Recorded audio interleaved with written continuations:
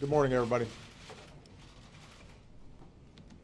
Yesterday, Malaysian Airlines flight MH17 took off from Amsterdam and was shot down over Ukraine near the Russian border. Nearly 300 innocent lives were taken. Men, women, children, infants who had nothing to do with the crisis in Ukraine. Their deaths are an outrage of unspeakable proportions.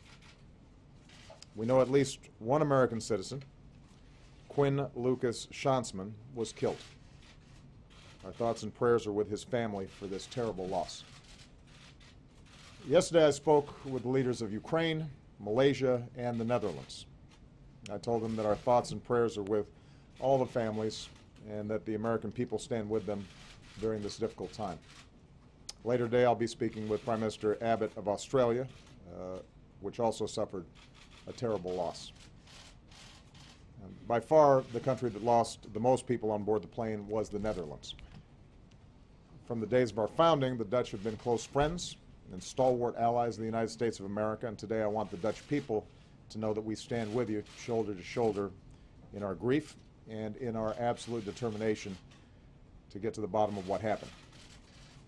Now, here's what we know so far. Evidence indicates that the plane was shot down by a surface-to-air missile that was launched from an area that is controlled by Russian-backed separatists inside of Ukraine. We also know that this is not the first time a plane has been shot down in eastern Ukraine. Over the last several weeks, Russian-backed separatists have shot down a Ukrainian transport plane and a Ukrainian helicopter, and they claimed responsibility for shooting down a Ukrainian fighter jet. Moreover, we know that these separatists have received a steady flow of support from Russia. This includes arms and training. It includes heavy weapons, and it includes anti-aircraft weapons. Now, here's what must happen now. This was a global tragedy. An Asian airliner was destroyed in European skies filled with citizens from many countries. So there has to be a credible international investigation into what happened. The UN Security Council has endorsed this investigation, and we will hold all its members, including Russia, to their word in order to facilitate that investigation. Russia, pro-Russian separatists, and Ukraine must adhere to an immediate ceasefire. Evidence must not be tampered with. Investigators need to access the crash site, and the solemn task of returning those who were lost on board the plane to their loved ones needs to go forward immediately. And the United States stands ready to provide any assistance that is necessary.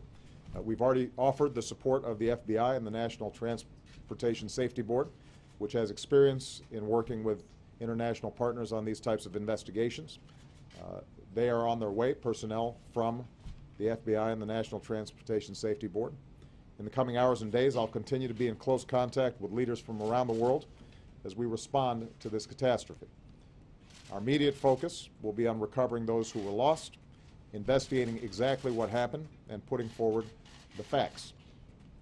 I want to point out there will likely be misinformation as well. I think it's very important for folks to sift through what is factually based and what is simply speculation. No one can deny the truth that is revealed in the awful images that we all have seen. And the eyes of the world are on eastern Ukraine, and we are going to make sure that the truth is out.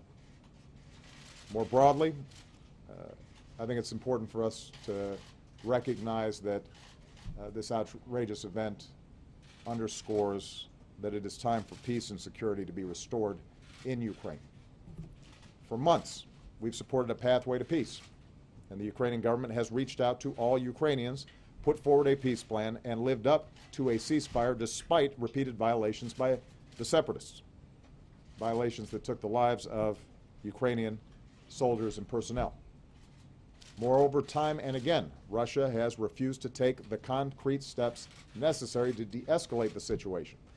I spoke to President Putin yesterday in the wake of additional sanctions that we had imposed. He said he wasn't happy with them, and I told him that We have been very clear from the outset that we want Russia to take the path that would result in peace in Ukraine, but so far at least, Russia has failed to take that path. Instead, it has continued to violate Ukrainian sovereignty and to support violent separatists. It has also failed to use its influence to press the separatists to abide by a ceasefire. That's why, together with our allies, we've imposed growing costs on Russia. So now's, I think, a somber and appropriate time for all of us to step back and take a hard look at what has happened. Violence and conflict inevitably lead to unforeseen consequences. Russia, these separatists, and Ukraine all have the capacity to put an end to the fighting. Meanwhile, the United States is going to continue to lead efforts within the world community to de-escalate the situation, to stand up for the sovereignty and territorial integrity of Ukraine, and to support the people of Ukraine as they courageously work to strengthen their democracy and make their own decisions about how they should move forward. Before I take just a couple of questions, let me remark on one other issue. This morning I spoke with Prime Minister Netanyahu of Israel about the situation in Gaza. We discussed Israel's military operation in Gaza, including its efforts to stop the threat of terrorist infiltration through tunnels into Israel. I reaffirmed my strong support for Israel's right to defend itself. No nation should accept rockets being fired into its borders or terrorists tunneling into its territory. In fact, while I was having the conversation with Prime Minister Netanyahu, sirens went off in Tel Aviv. I also made clear that the United States and our friends and allies are deeply concerned about the risks of further escalation and the loss of more innocent life. And that's why we've indicated, although we support military efforts by the Israelis to make sure that rockets are not being fired into their territory, we also have said that our understanding is the current military ground operations are designed to deal with the tunnels, and we are hopeful that Israel will continue to approach this process in a way that minimizes civilian casualties, and that all of us are working hard to return to the ceasefire that was reached in November of 2012. Secretary Kerry is working to support Egypt's initiative to pursue that outcome. I told Prime Minister Netanyahu that John is prepared to travel to the region following additional consultations. Let me close by making one additional comment. On board Malaysian Airlines flight MH17, there were apparently nearly 100 researchers and advocates traveling to an international conference in Australia dedicated to combating AIDS, HIV. These were men and women who had dedicated their own lives to saving the lives of others, and they were taken from us in a senseless act of violence. In this world today, we shouldn't forget that in the midst of conflict and killing, there are people like these, people who are focused on what can be built rather than what can be destroyed, people who are focused on how they can help people that they've never met, people who define themselves not by what makes them different from other people, but by the humanity that we hold in common. It's important for us to lift them up and to affirm their lives. And it's time for us to heed their example. The United States of America is going to continue to stand for the basic principle that people have the right to live as they choose, that nations have the right to determine their own destiny, and that when terrible events like this occur, the international community stands on the side of justice and on the side of truth.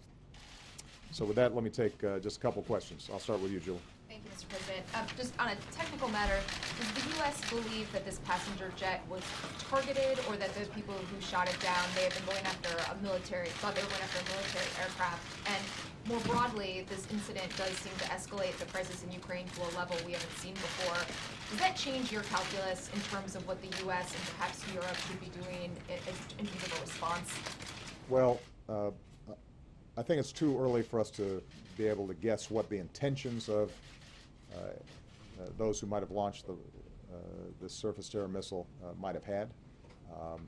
The investigation is going to be ongoing, and I think what we'll see is additional information surfacing over the next 24 hours, 72 hours, the next week, the next month. What we know right now, what we have confidence in saying right now, is that a surface-to-air missile was fired, and that's what brought the jet down. We know, or we have confidence in saying that that shot was taken within territory that is controlled by the Russian separatists. But I think it's very important for us to make sure that we don't get out ahead of the facts. And at this point, in terms of identifying specifically what individual or group of individuals or personnel ordered the strike, how it came about, those are things that I think are still going to be subject to additional information that we're going to be gathering. And we're working with the entire international community to make sure that the focus is on getting to the bottom of this thing and being truthful. And my concern is obviously that there's been a lot of misinformation generated in eastern Ukraine generally. This should snap everybody's heads to attention and make sure that we don't have time for propaganda, we don't have time for games. We need to know exactly what happened, and everybody needs to make sure that we're holding accountable those who committed this outrage. With respect to the second question, as you're aware, before this terrible incident happened, we had already ratcheted up sanctions against Russia, and I think the concern not just of Russian officials but of the markets about the impact that this could have on the Russian economy is there for all to see. I made clear to President Putin that our preferred path is to resolve this diplomatically. But that means that he and the Russian government have to make a strategic decision. Are they going to continue to support violent separatists whose intent is to undermine the government of Ukraine, or are they prepared to work with the government of Ukraine to arrive at a ceasefire and a peace that takes into account the interests of all Ukrainians? There has been some improved language at times over the last month coming from the Kremlin and coming from President Putin, but what we have not seen is an actual transition and different actions that would give us confidence that that's the direction that they want to take. And you know, we will continue to make clear that as Russia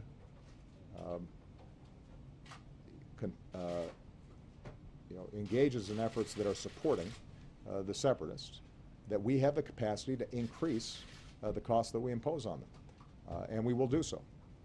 Not because we're interested in hurting Russia for the sake of hurting Russia, but because we believe in standing up for the basic principle that a country's sovereignty and territorial integrity has to be respected, and it is not the United States or Russia or Germany or any other country that should be deciding what happens in that country. At this point, do you see any U.S. military role that could be effective? We don't see a U.S. military role beyond what we've already been doing in working with our NATO partners and some of the Baltic states, giving them reassurances that we are prepared to do whatever is required to meet our alliance obligations. Steve Holland. Sir, thank you. How much blame for this do you put on President Putin? And will you use this incident now to push the Europeans for stronger action?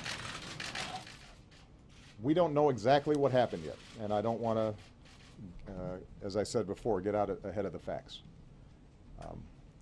But what I do know is that we have seen a ticking up of violence in eastern Ukraine, that despite the efforts of the Ukrainian government to abide by a ceasefire and to reach out and agree to negotiations, including with the separatists, that has been rebuffed by these separatists.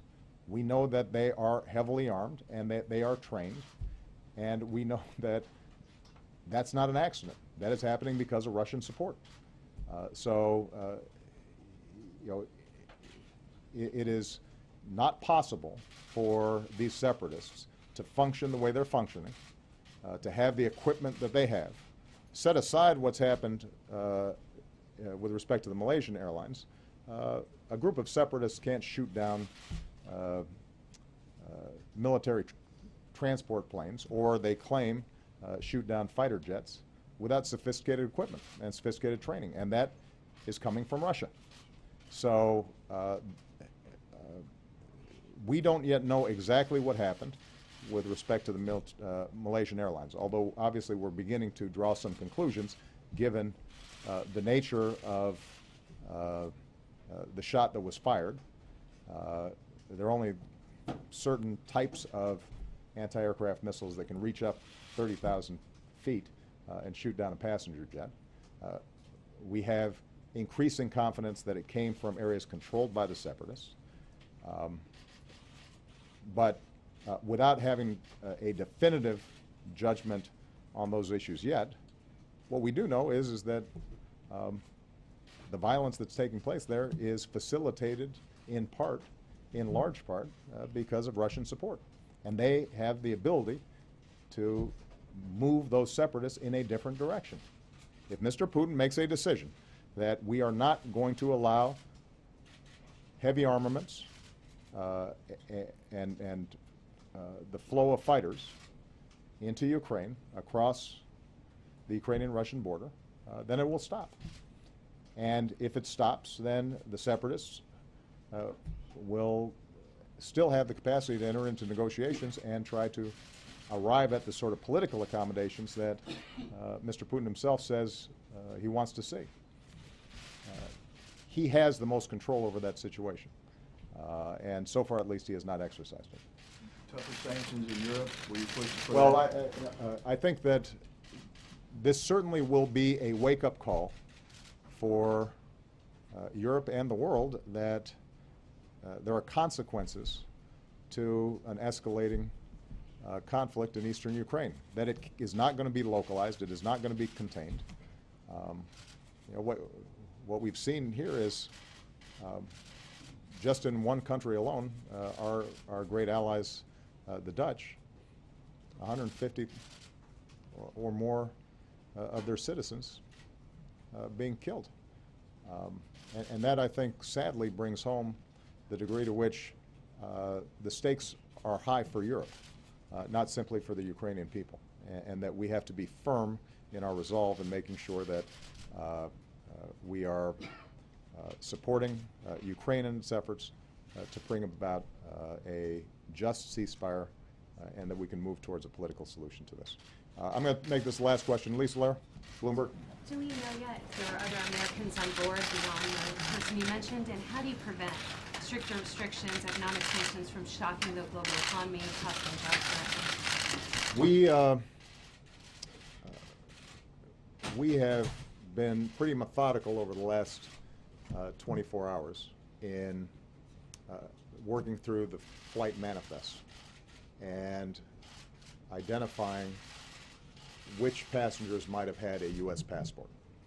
At this point, the individual that I mentioned is the sole person that we can definitively say was a U.S. or dual citizen. Because events are moving so quickly, I don't want to say with absolute certainty that there might not be additional Americans, but at this stage, having worked through the list, been in contact with the Malaysian government, which processed the passports as folks were boarding. This is our best assessment of the number of Americans that were killed. Obviously, that does nothing to lessen our outrage about all those families, regardless of nationality. It is a heartbreaking event. With respect to the effect of sanctions on the economy, we have consistently tried to tailor these sanctions in ways that would have an impact on Russia, on their economy, on their institutions, or individuals that are aiding and abetting in the activities that are taking place in eastern Ukraine, while minimizing the impacts on not only the U.S. economy but the global economy.